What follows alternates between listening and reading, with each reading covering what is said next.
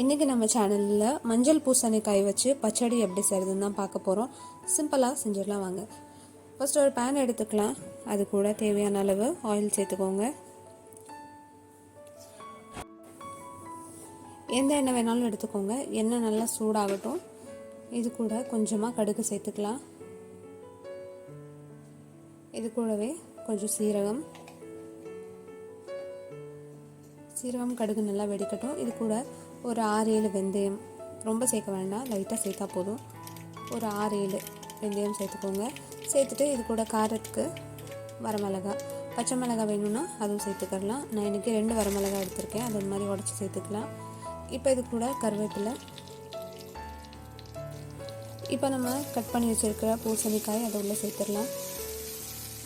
இன்றைக்கி நான் yellow pumpkin எடுத்திருக்கேன். இதை நல்லா கழுவிட்டு அதோட தோல் எல்லாமே நீக்கிட்டு இது மாதிரி குட்டி குட்டியாக கட் பண்ணி உள்ளே சேர்த்துக்கலாம். ஃபஸ்ட்டு நம்ம இதை வேக வைக்க போகிறோம். இது மாதிரி நல்லா மிக்ஸ் பண்ணிக்கோங்க. இதுக்கு தேவையான அளவு உப்பு சேர்த்துக்கலாம். உப்பு கூடவே மஞ்சள் தூளும் சேர்த்துக்கலாம்.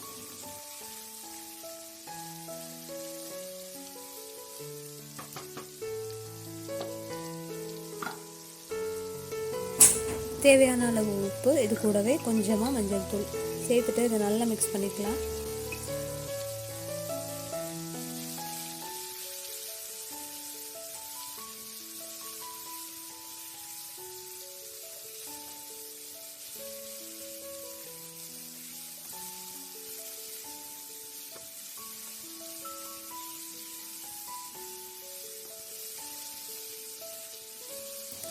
அவ்வளோதான். இப்போ அந்த பூசணிக்காய் நல்லா வதங்கிடுச்சு. இப்போ இது கூட நம்ம தண்ணி சேர்த்து அதை வேக வச்சுக்கலாம். இது கூட தேவையான அளவு தண்ணி சேர்த்துக்கிறேன். தண்ணி சேர்த்துட்டு ஃபஸ்ட்டு இது நல்லா வேக வச்சுக்கலாம். அதுக்கப்புறமா இது கூட புளி கரைசல் சேர்த்துக்கலாம். ஒரு லெட்டு போட்டு க்ளோஸ் பண்ணி மீடியம் ஃப்ளேம்லேயே இது பண்ணிக்கலாம். இப்போ கொஞ்சமாக தண்ணி எடுத்துக்கிறேன். இந்த தண்ணியில் கொஞ்சமாக புளி, எவ்வளோ புளி எடுக்கலான்னா இவ்வளோ கொஞ்சமாக.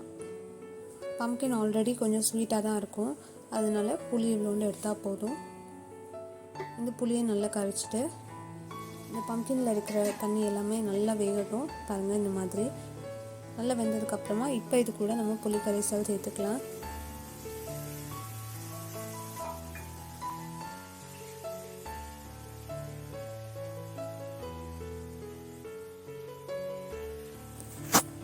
பம்ப்கின் ரொம்ப சூப்பராக வெந்திருக்கு, நல்லா குக் ஆகிருக்கு பாருங்கள். இப்போ இந்த புளி கரைசலை இதோட நல்லா மிக்ஸ் பண்ணி விடுங்க. புளியோட அந்த பச்சை வாசனை போகட்டும். இது நல்லா கலந்துக்கலாம். உங்களுக்கு இந்த பூசணிக்காய் பச்சடி கொஞ்சம் தண்ணியாக இருக்கணும்னு நினச்சிங்கன்னா நீங்கள் கொஞ்சம் தண்ணி இது கூட ஆட் பண்ணிக்கலாம்.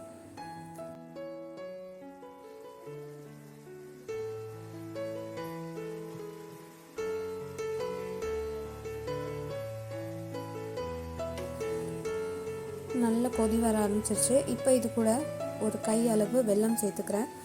பம்ப்கின் ஆல்ரெடி கொஞ்சம் ஸ்வீட்டாக தான் இருக்கும்.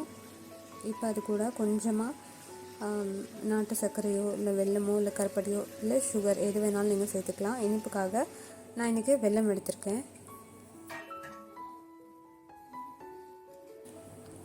வெல்லமை இந்த மாதிரி பொடி பண்ணி சேர்த்துக்கோங்க. சேர்த்துட்டு இப்போ இது கூட நல்லா மிக்ஸ் பண்ணிக்கலாம்.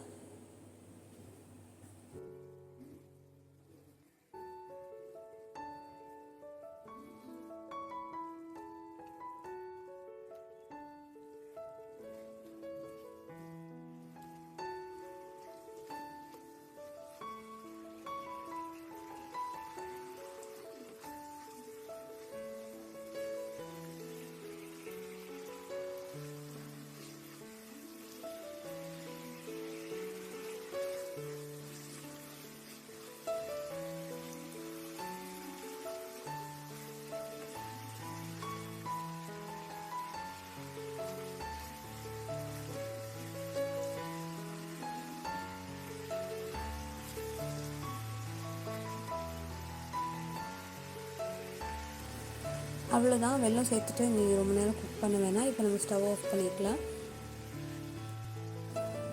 அவ்வளோதான், நம்மளோட மஞ்சள் பூசணிக்காய் பச்சடி சூப்பராக ரெடி ஆயிடுச்சு. இந்த ரெசிபியை நீங்களும் சேவ் பண்ணி ட்ரை பண்ணுங்கள். எப்படி இருந்ததுன்னு சொல்லிட்டு கமெண்ட்டில் சொல்லுங்கள். வீடியோ பிடிச்சிருந்தா வீடியோக்கு ஒரு லைக் கொடுத்துட்டு நம்ம சேனலையும் சப்ஸ்கிரைப் பண்ணிக்கோங்க. நெக்ஸ்ட் வீடியோவில் பார்க்கலாம். அது வரைக்கும் பாய்.